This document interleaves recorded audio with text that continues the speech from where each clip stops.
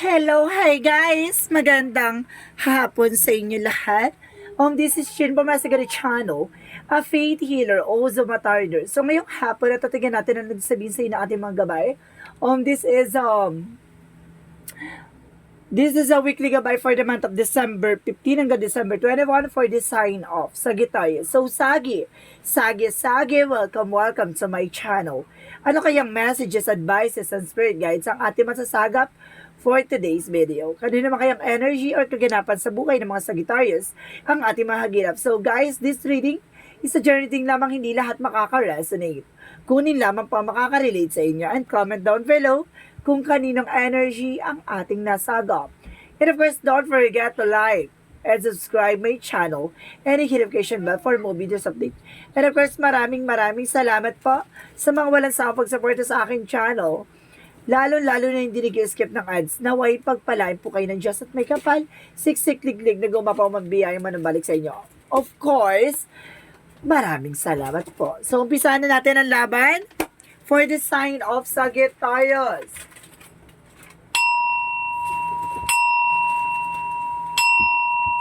Angel Spirit Messages, give me an information. So, Sagi, anong gusto sabihin sa iyo dito ng ating mga gabay? Ano kaya ang mensahe sa iyo ng ating mga barahan, no? And because there is an 8 of Wands, so there's a fast communication and fast movement. So, ibig sabihin dito, mukhang bibilis na yung takbo ng eksena. Ibig sabihin dito, there's a messages or email or something, kumbaga, magbibigay sa iyo ng informasyon, no? Kumbaga, magbibigay sa iyo ng paggalaw ng baso or something na, kumbaga, magkakaroon na ng kasagutan sa mga katanungan mo or either, yung mga matatagal mong inaantay na message or something, information baka dumating na. So, let's see what is additional messages. And because there is the Four of Swords. So, listen to your intuition and listen to your gut feelings. So, ibig sabihin dito, makikinig ka sa iyong vibration and instinct, no? So, let's see what is additional messages. And because para sinasabi rin sa akin dito na parang alisin mo yung takot at pangamba mo, ha? And because there is a King of Cups. So, there is a devoted and supportive person. Ibig sabihin dito, may taong sumusupport at gumagabay sa'yo. It's either ancestors or, kumbaga, father figure or either your husband. No? So, let's see what is additional messages. And because there is a tower moment. So, there is a sudden changes, no? May mga biglaang pagbabago magaganap dito, no? Biglaang pagbabago magaganap na, kumbaga, magbibigay sa iyo ng kumbaga, surprises, no? It's either a chaos or distractions or revealed, no? Kumbaga, may parang sinasabi dito, it's either may maayos or may masisira. And because there's a higher part, there's a lesson learned. May mga bagay na dapat kang natutunan dito, no? At may mga bagay na kailangan mong, kumbaga, dalhin or something na parang bitbitin, no? Yung lessons na to. Additional messages, there's a Three of Swords. So, there's an information dito na mag-ingat ka, no? Napapalibutan ka daw ng mga inggitera. So, sinasabi dito na it's a good sense na parang nakikilala na, parang gano'n, no? Parang natuto ka na, no? So, let's see what is the Eight of Wands. Let's see what is the Eight of Wands. And because there is a King of Pentacles. So, there is a practicality pagdating sa finances, no? Kumbaga, there's a messages for you na maging practical ka pagdating sa finances mo, no? So, let's see what is the Four of Swords. And because there is a the World card. So, there's a trouble. Na kumbaga may trouble dito na kumbaga may gut feeling ka na makakaalis ka na or something, makakailangan mo nang umalis or kailangan mo nang magtrabaho sa ibang bansa or kailangan mo na umuwi, no? Or some of you guys, basta may trouble ka daw dito. So, let's see what is the King of Cups. And of course, guys, there's a Temperance. So, there's a perfect timing or there's a divine timing. Or suddenly, sinasabi dito na, kumbaga, there's kumbaga divine interventions, no? Kumbaga may paalala sa iyo ang divine, no? So, let's see what is the Tower moment. Bakit titignan natin kung ano itong paalala, ha? And because there is Knight of Swords. So, there's a success driven. So, ibig sabihin dito, magsasuccess ka raw dito, no? Ito yung surprises na parang binigla ka pero parang, 'di ba, prepare ka. Parang gano'n. And because there's a six of wands na there's a victory is yours. Maaari nga natutunan mo na, naranasan mo na, hindi na bago sa 'to. Ibig sabihin 'to, danas na danas mo na ramdam mo 'to, at damang-dama mo. Gano'n!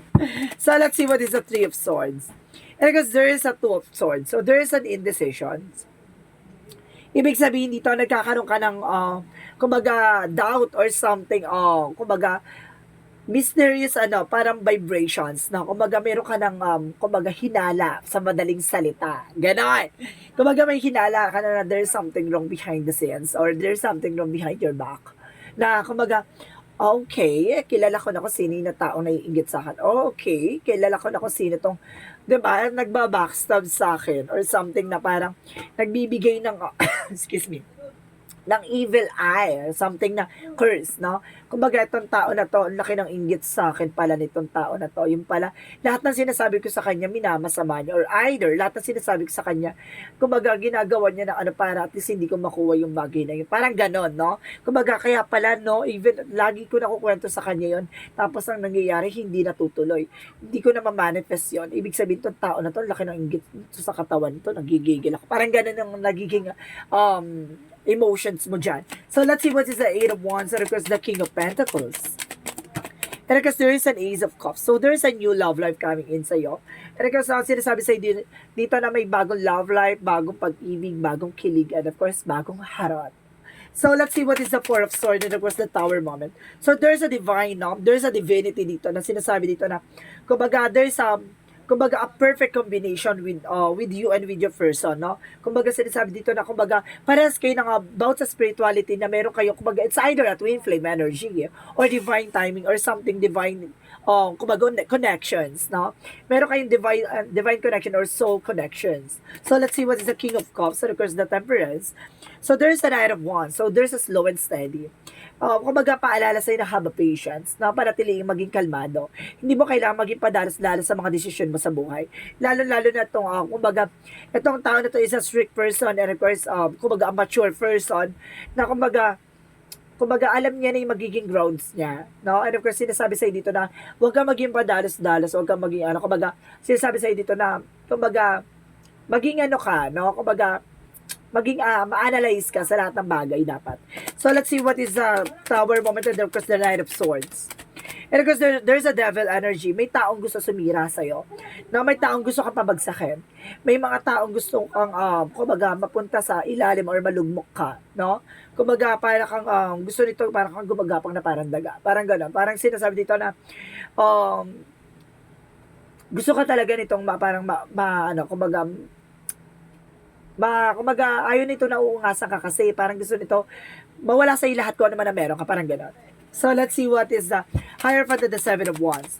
So, but, and of course, sinasabi dito na parang, you are also protected, no? And of course, you protect yourself, you protect your power, you protect your family, of course, your loved ones. And because there is a Hierophant, there is a lesson learned. Natutunan mo na to, na protectionan yung mga mahal mo sa buhay, even yourself. And because there is a Nine of Pentacles, kumbaga, there is a blossoming abundance. So, this is the moment na parang, di ba, protektado ka, no? Pilit ka man nila pababagsakin, pero, nagyayabong ka. Parang lumalakas lalo yung finances mo. Talagang, kumbaga, nag-grow ka, diba? Mamatay sila sa inggit. Ganon! So, let's see what is the Three of Swords and the Two of Wands. And of course, there is the Four of Cups. So, there's a reevaluations, no? Kumbaga, sinasabi dito na, yun yung sinasabi, diba? Pag-isipan, no? And of course, kailangan mo muna i-visualize or something, i-analyze, no? Yung tao na yan, no? Na para, or something na parang tumatalas na analyzation mo na, or realization mo na, okay, kilala na kita. Kilala ko na yung karakas mo. Parang ganon. Kumbaga, nasa-sense mo na siya or something na, kumbaga, nagkakaroon ka na ng hinala or God feeling sa kanya. So, let's see what is the outcome. Ang pinaka-outcome nito is the Eight of Swords. See? Nasa paligid mo lang, there is an Eight of Swords na napapalibutan ka ng toxicities. Napapalibutan ka ng negativities. So, be aware. And because there's an information, the Page of Pentacles, so there's a new fresh ideas and new plans. So, ibig sabihin dito, may mga plano ka na mamamanifest mo siya at the end of the time. So, let's see about naman sa career. About sa career, okay, sa good part. Okay, there's a Queen of Pentacles. So, ibig sabihin dito about sa Queen of Pentacles, kumbaga there's a good sense pagdating sa business, pagdating sa trabaho, no? Kumbaga marunong ka talaga mag-manage ng finances, no? Kumbaga there's an adventurous, so adventurous ka, no? Masyado ka talagang, kumbaga gusto mo talaga yung, na-excite ka or something na parang talagang, 'di ba? Parang nag-e-enjoy ka, parang gusto mo yung ganon. No? Ayaw mo ng boring, ayaw mo ng drama or something. Because there's some Seven of Pentacles, there's a harvest time. So this is the moment na parang lalago at lalakas sa negosyo, hanap buhay mo or trabaho mo. And because there's a harvest of paying off. Ibig sabihin dito, it's either makakakuha ka ng bonus, 13-month pay or something na kumaga madadagdagan or magkakaroon ka ng kumbaga madadagdagan yung resource of income mo or mag-i-increase yung sahod mo. And of course, there's a Three of Wands. So, waiting for result or waiting for a shift. There's a waiting or maaaring naghihintay ka ngayon. So, let's see about naman sa love life. So, there is a Chariot card. So, ibig sabihin dito, take action. There's a Five of Wands. There's a lot of competitors. Ibig sabihin dito, there's a devil energy na gusto kang sirain, hindi lang sa finances, kundi pati sa love life. No? Kumbaga, there's a Five of Wands, there's a lot of competitors or something nagbibigay ng conflict sa'yo. So, there's an action. So, kailangan mong kumilos. Kasi, kumbaga, magtataka ka bakit every time na magkakaroon ka ng relationship, laging nauudlot or suddenly or laging na, kumbaga, nagkakaroon ng separation or breakup. No? Kumbaga, it's either iniwan ka or nagkaroon ng ghosting or naabandon na ka. No? Kapag gano'n na nasa-sense mo or something na patuloy na gano'n, there is an information dito na may gumagawa sa'yo ng kulam na ang epekto nito hindi lang sa finances, sa love life. No? So, let's see what is additional messages. Pagdating naman sa health. So, there's the lovers. So, sabang few talagang ginagawan kayo. So, ibig sabihin dito the lovers, so parehas kayo ng person mo. Ibig sabihin dito na lumabas sa health, ibig sabihin, so parehas kayong, kumbaga nagiging mainitin sa isa't isa, or nagiging budnutin sa isa't isa, para nakakaramdam kayo ng boring sa isa't isa. So there's a sense na parang ganon. And because there's an Eight of Cups, so there's an abandonment, or there's a moving on, or moving forward. So kailangan mo mag-take ng action dito. There's a letting go. So let's see what is the magical fairy messages. What is the magical fairy messages? There's a walking away. So, may mga bagay na kailangan mong pakawalan na kailangan mong umalis sa isang sitwasyon, no? Leave the unhealthy situation and enjoy the new doors that open as a new result, no? And of course, there's an information dito, there's a children. Some of you may kinalaman ka dito sa anak mo or may anak kayo, no? There's a connection with your children. So, let's see what is a yin and yang oracle card.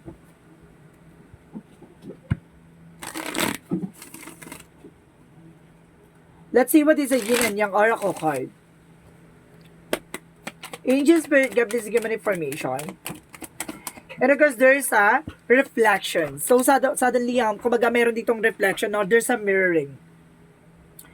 Ibig sabihin dito sa inyong relasyon, may ginawa sa inyong mirroring. Kung ano yung ginawa mo sa person mo, gagawin din sa inyong person mo. Kumbaga ganon. Kumbaga, meron kay long distance relationship dito na either na kumbaga kapag nagloko ka, magloloko din yung person mo. Pag nagloko yung person mo, magloloko ka. Parang ganon, no? So, let's see. There's a freedom, no? Magkakaroon ka ng kalayaan dito. And there's a lot of opportunities coming in for you. And of course, there's a avoid. May mga bagay na kailangan mong iwasan. No? It's a situations or tao. No? May mga bagay na kailangan kang iwasan dito. I think tao. No? May tao kang kailangan iwasan dito kasi it's a toxic energy and toxic people, no? Na kumukuha na information sa'yo every time and every moment. So, let's see what is the chakra messages. So, let's see what is the chakra messages for you. So, there's a discovery. Now, marami ka madidiscover dito, no? There's a lot of things that you discover. No, marami ka madidiscover diyan sa paligid mo. No? And of course, there's a gratitude. No? Dahil sa pagiging mabuti mo dito at talagang mabusila ang puso mo, no? Kaya kaniingitan ka. And there's an abundance. Talagang may kasaganahan talaga nag-aantay sa'yo. Abundance.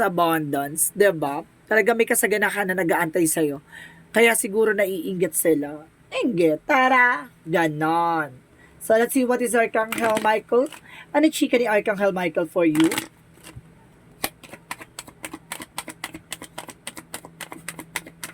Okay, so let's keep your eyes on your target intention. So, ibig sabihin, dito pa natiliin mo yung mata mo, no? Sa kung ano talaga yung gusto mo o hangarin mo.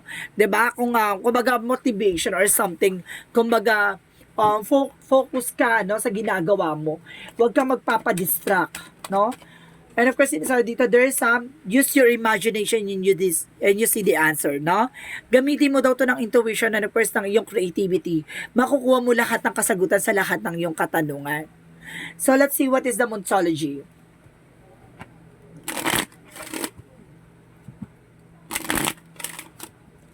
Let's see what is the Moontology. So, there's nothing will come this situation. Walang mangyayari sa sitwasyon kung hindi ka magte-take ng action. And there's communication. So, there's a communication that you need to do. And because the confidence is your key to success. So, ibig sabihin dito, kailangan mo talaga ng lakas ng loob, no? At of course, kailangan mo talaga ng tapang, no? Na kailangan mong humarap sa mga bagay-bagay o sitwasyon. And of course, personal issues are reaches resolution. Masusolusyonan na yung problemang pinagdadaanan mo. Yung problemang pinoproblema mo talaga, no? So, let's see what is the energy. So, there's a journey. So, kasama talaga siya sa journey mo yan, no? Kasama talaga siya sa tatahaking mong landas. Na kumbaga, hindi sa lahat ng panahon madilim ang sitwasyon mo. Darating yung araw na magkakaroon ka ng clarity and enlightenment sa sitwasyon mo. And because there's a koinonia, ibig sabihin dito, kailangan mo na masusustansyang pagkain of fruits and vegetable kasi some of you, there's a stress and anxieties, no? Kasi makakatulong sa iyo ang fruits and vegetables like a grapes, no?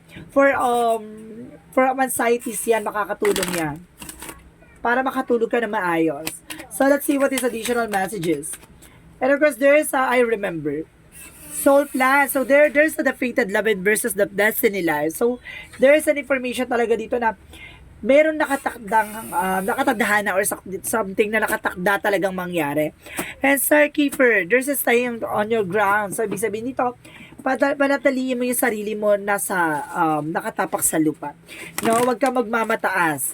Yung mga nagmamataas binababa. Yung mga nagpapakumbaba, kumaga itinataas yan. So let's see what is additional messages. And there is the crystals, no? Some of you, kailangan nyo ng kailangan nyo ng gemstones or something na, yung mga charms, no? Na makakatulong sa'yo for healing. And of course, kailangan nyo ng protection. And of course, ng crystal stones for yan. For additional, kumbaga, pang-hatak ng positive energy. And of course, there's an author. So, ibig sabihin ko yung magsusulat ng sarili mong pahina. Na kapag dumating yung araw na kwento mo na, at kumbaga, nasa sa'yo na you are on the spotlight, diba? Samantalahin mo. So, let's see what is additional messages. And there's an honesty. Honesty is the best policy. Kailangan mo maging tapat, hindi lang sa'yo, kundi sa sarili mo at sa ibang tao, diba? And there's a doubt, no? Ito yung sinasabi ko, nagkakaroon ka ng 1 foot in and 1 foot out, na nagkakaroon ka ng, kumbaga, something, pag-aalinlangan. So, kailangan buo yung decision mo at buo yung puso mo sa pagbuo ng decision na yon, no? Let's see what is additional messages. Let's see what is additional. There is the Sun card. There's a God energy. Transportation, of course, eliminations, no? May mga bagay na maglilinaw sa'yo. Parang gano'n. Oh, see, yeah. There's an enlightenment. The Sun, and of course, the enlightenment is here. Divinity. No, see? The enlightenment is here. So, ibig sabihin talaga, binibigyan ka ng kaliwanagan dito at magsisilbing liwanag to. And you are also gifted, no? Kumbaga, gifted ka. And of course, parang may bibigay sa'yo ditong regalo ang langit. Diba? Sa lahat ng sacrifices, sa lahat ng mga pinagdaanan mo. So, pagkakalooban ka ng informations. So, let's see what is Archangel Raphael. So, there's a meditation. So, kailangan mo mag-meditate, no? Nasa ganun malakas at tumaas ang aura mo or yung energy mo. And of course, good for your health, no? So, let's see what is the Romance Angels. Let's see what is the romance angels. Pagdating naman sa relasyon, sinasabi, there's a reconciliation. Some of you may balikan na magaganap. There's a someone for your past is returning to your life, no? It's either a friend or love life, no? And because there is a wedding, so some of you mayroon din ikakasal dito, no? Para magkakaroon ng reunion. So let's see what is the Jesus loving quotes. Kaway-kaway dyan. Comment down below sino yung mga Sagittarius dyan na gustong bumalik yung ex nila. Diba? So, suddenly, baka next year, magkaroon tayo ng yung mga ex na, kumbaga, yung mga Sagittarius na gustong kung gustong magkaroon ng malaman yung information kung babalik ba yung ex, gano'n. Kung sino yung mga Sagittarius na ganyan na gustong bumalik yung ex, comment down below. Ganun, lahat ng mga zodiac sign natin na ganyan, no? So, there is a give and shall be given to you. Maaaring ibigay mo, no? Surrender mo at ipagkakaloob sa ni God. No, the more kasi na parang giging greedy ka doon sa situation na gusto mo makuha, hindi mo makukuha yun. No? Kumbaga lalo ka lalaruin ng eksena or pagkakataon. So, kailangan mo siya i-surrender. Bahala ka na kung ibibigay mo. Bahala ka na ipagkakaloob mo. Tapos saka siya magtutuloy-tuloy yung blessings. 'Di ba? So, let's see what is the angel's answer. So, mag-isip kayo guys kung ano yung magiging angel's answer nyo dito. Kung ano yung tanong nyo, no? So, mag-iisip kayo na tanong nyo dito. Bibilang lang ako na 3. Kailangan nakapag-isip na kayo, okay? Okay. 1, 2, 3. Okay, nakapag-isip na ba lahat? Handa na ba kayo? Eto na. Angel's answer, give me an answer for their questions. Okay, my goodness. Oh my God. Okay, there's a meditation bring answers. So, ito na nga, no? Kumbaga, magsisilbing kasagutan to sa mga katanungan mo, no? Mag-meditate kayo. Double clarification na there's a meditations. And there's a reconsider, no? May mga bagay na kailangan nyo i-considera. And don't stop. Na huwag kayong hihinto. Huwag kayong titigil hanggat hindi nyo nakukuha yung mga bagay na gusto nyo makuha. Ganon, diba? I-manifest nyo yan. So, let's see what is the angel's number.